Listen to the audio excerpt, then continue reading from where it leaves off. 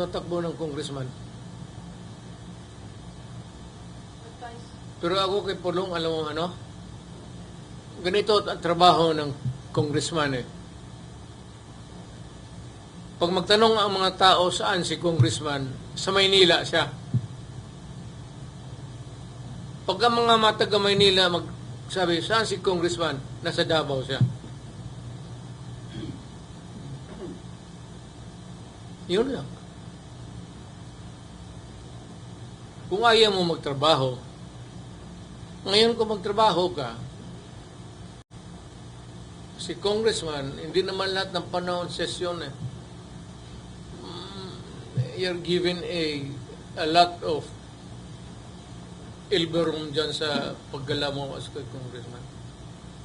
Maganda nga ang congressman, pero you know what? You cannot solve problems for you, for your community, and for your fellow men. Ako ang nasanay ng ganun. Kaya mas hinahanap ko yung trabaho na yan.